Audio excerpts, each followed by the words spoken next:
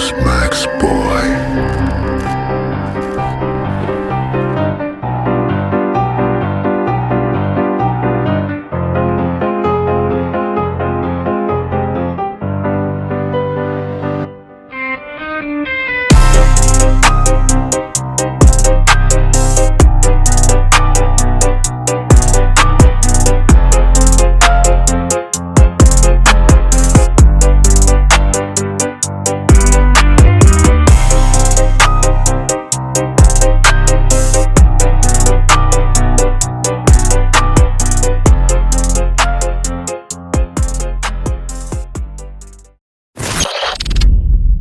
Xo'p, kodimizni yozib oldik. Bu Telegram bot kodi.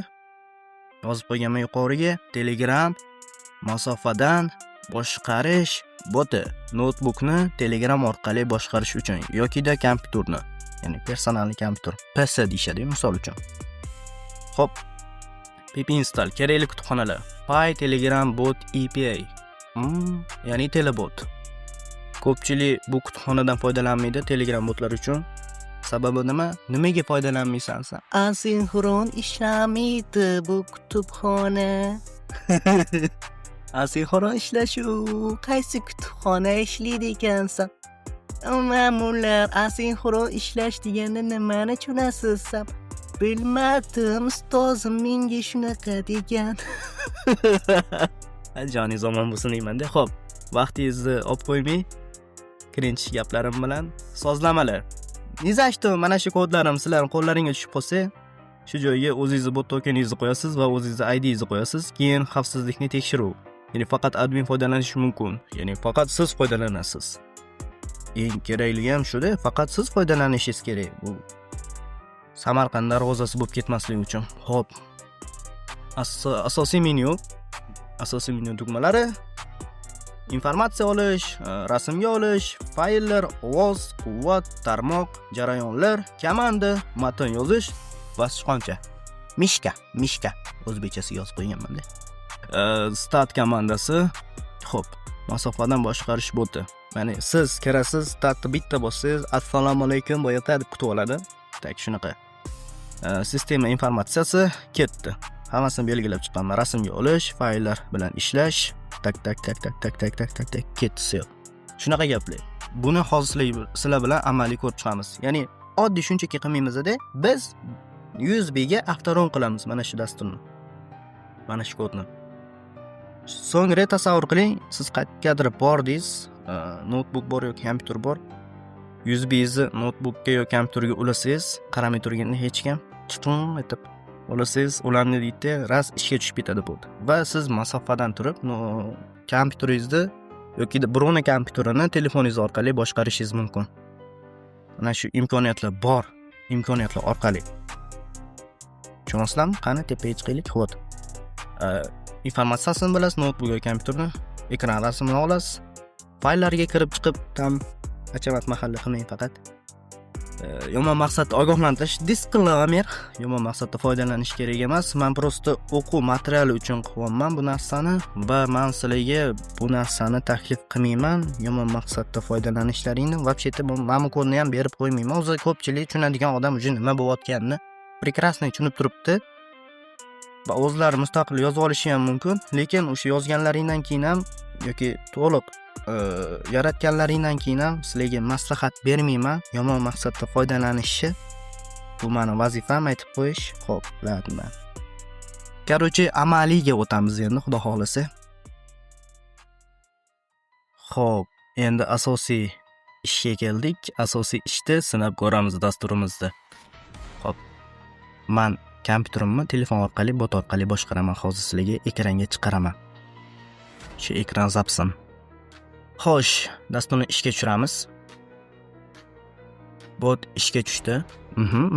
Xo'p, botni ham ishga tushiramiz. Bu yerda start bosib admin sifatida men. Endi qaranglar, informatsiya olish. Xo'p. Informatsiya olyapti. Kompyuter resurslari holati. Xo'sh, ekran rasmini olamiz, ekran rasmini. Bitta ekran rasmi. Buni o'chiramiz edi. Yana bitta ekran rasmini olamiz. Xo'p, ko'rasizlar. Endi fayllar. Desktop. Ya'ni ekranda turgan narsalarni ko'rsatyapti. Bu turibdi, ikkita papka turibdi, ikkita dastur turibdi. Hammasini ko'rsatyapti. Orqaga qaytamiz. Quvvat. Eng haligi ajoyib bo'lgan. Qarang, orqaga qaytamiz. Xo'p, ko'rasizlar, ishlayapti. Endi shuni USB ga avtoron qilamiz. Endi mana shuni avtoron qilamiz USB ga. USB ni atib olaylik. Chang bo'lib qoldi. Qani? Jonkamizni tiqamiz notebookga. USB fleshkani. Xo'p, ulandi. Kirib olamiz. Mana turibdi. Xo'sh, endi mana shu jonka kodimizni bu yoqqa tashlaymiz. Tayyor. Endi qiladigan ishimiz bizga mana dastur kerak bo'ladi. Kirib olamiz. Xo'p, birinchi qiladigan ishimiz fleshkamizga kirib olamiz va biz tashlangan o'sha yuklab qo'ygan kodimizni belgilab tanlab olishimiz kerak bo'ladi. Jonka kodimizni tanlab olamiz. Okey. Hammasi chotki. Endi USB imizni ko'rsatamiz. Ot.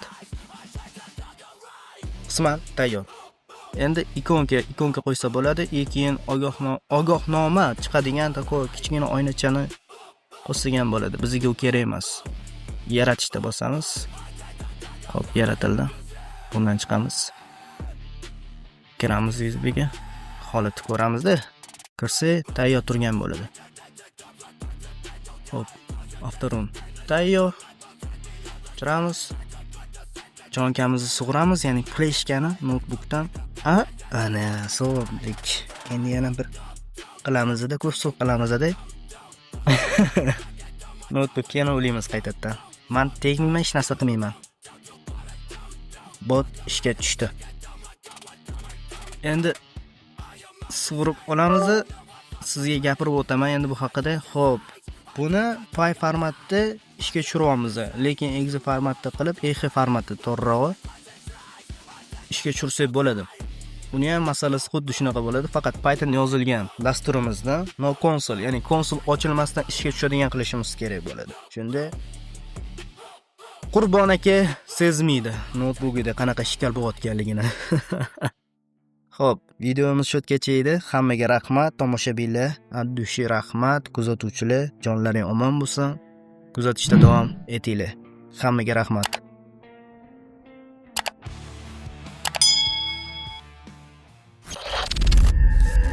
Who's Max Boy?